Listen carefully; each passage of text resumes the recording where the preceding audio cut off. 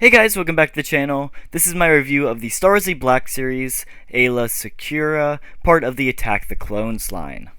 This figure is a brand new 2023 figure, a part of Black Series Wave 34, which has not yet released. So if you guys do want to see reviews on all of Black Series Wave 34, I will have them up on the channel momentarily. I already do have Darth Maul up on the channel right now, so make sure to go check that one out. It'll be pinned in the card.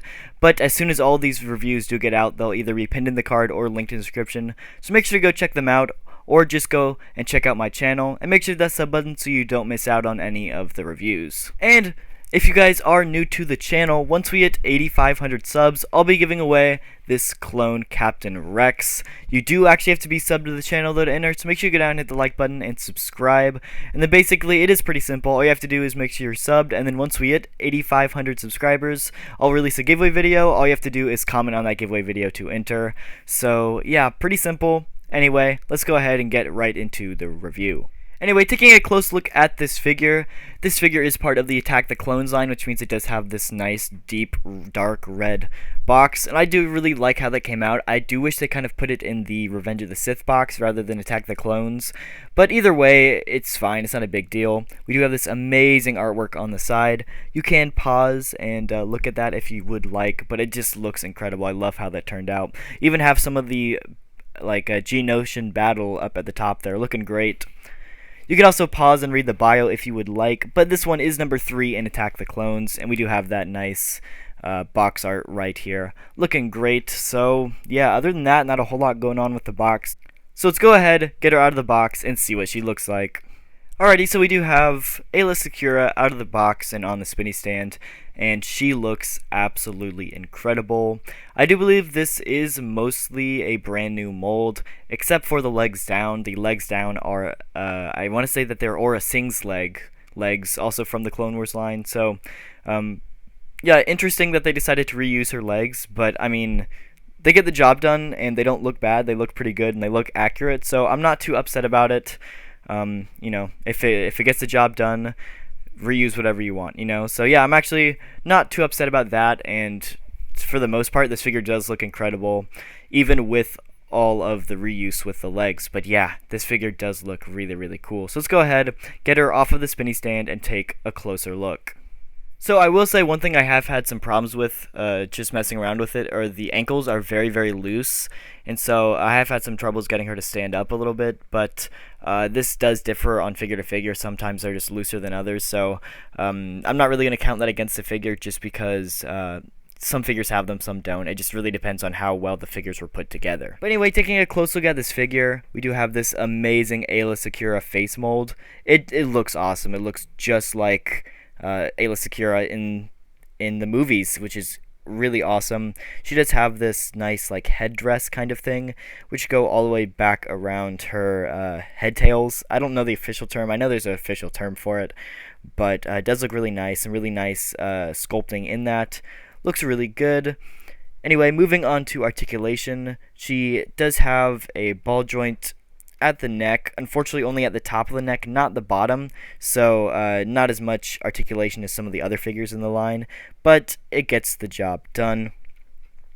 She can put her arms all the way up, and they can go all the way around, and of course she can get well past 90 at the elbows too, which is great.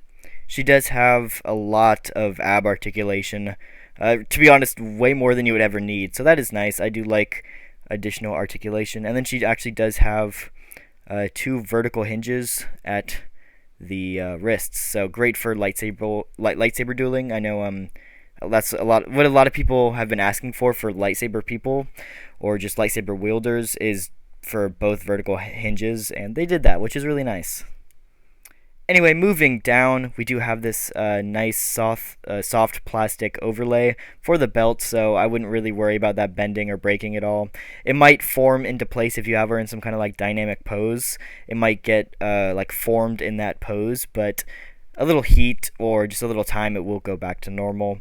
She does have cuts right at the thigh, so articulation there.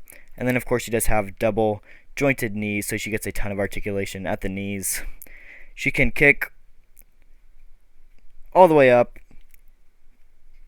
and she can pretty much do the splits, which is cool. And then she does have rockers at the feet. So yeah, a ton of articulation here. I know a lot of the female characters in the line have some really solid articulation, and this figure is no exception. So yeah, let's go ahead and take a close look at the lightsaber. Looking at the lightsaber, we do have this nice lightsaber mold. I believe this is reuse. I don't think this is a new mold, which is a little unfortunate, but I mean, if it gets the job done, like I said, who really cares? My camera doesn't want to focus on it, but you can actually remove the blade if you would like. It is removable, and it just snaps right back in, which is cool. So speaking of which, I will actually take this back off, and it does have a peg on the hilt, so you can put it on her belt, and it fits in right there. And so yeah, you can have her have the lightsaber on her belt if you would like, so that's really cool. Now, of course, first up for the comparisons, I had to put Aayla Secura next to her clone commander, Commander Bly. It's really nice to have both of these two figures in the line together, and I really do hope we get some standard like 327th Star Core to go with it, but until then we only got Bly, but they just look so good together, so really glad we finally got both these two in the line. Next up for comparisons, we also do have some prequel Jedi. We do have Kit Fisto on the left, with Yoda right next to him. That one is Empire Strikes Back Yoda, but currently it is the only 2-scale Yoda that we have in the line. All the other Yodas are just too big, so that one is 2-scale for universe size, which is awesome, and I really wanted to show that off for the comparison. And then we do have, of course, Mace Windu on the right, looking great. Obviously, all three of these characters were in Episode 2 and Episode 3, so I definitely had to show them off next to Aayla Secura. And speaking of Episode 2, we do have Episode 2 Anakin on the left and Episode 2 Obi-Wan on the right. Both are looking great, and like I said, I just love Aayla Secura. She's a good like main character kind of in the Clone Wars. You don't see her a ton, but she's more of a main character in the Clone Wars than she is in the movies. But she's a great background Jedi in the movies and would look great with all the rest of your Jedi on display. And then last up with the Episode 2 characters, we do have Padme from Geonosis on the left, and then of course Jango Fett on the right.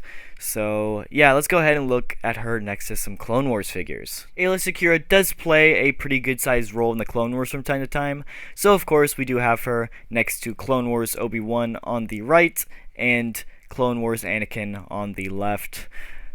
And honestly, she looks great next to these two. She looks great next to prequel Jedi and Clone Wars Jedi too. So honestly, overall, I really do love how this figure came out. It came out great, and we do have one last comparison to show her off against. And so last up for comparisons, we do have her next to some Clone Wars villains. We do have Asajj Ventress on the left and Cad Bane on the right. Both are Black Series figures. So yeah, overall, I really love this figure. She came out amazing. She does reuse Aurra Singh's legs, but I'm not really upset about it because I think they came out perfect, and they look just like what her actual legs look like in the movies. So I'm really happy with how this figure came out. Lightsaber's great, and articulation is also great. So overall, I'm going to give it a 5 out of 5. I don't really see anything wrong with this figure, and it turned out amazing. So yeah, make sure to hit that sub button so you don't miss out on all of the reviews. We will have all of them up as soon as possible. We're kind of just chugging through them one at a time right now. So make sure to hit that like button and subscribe so you don't miss out. And we'll definitely see you guys in the next video.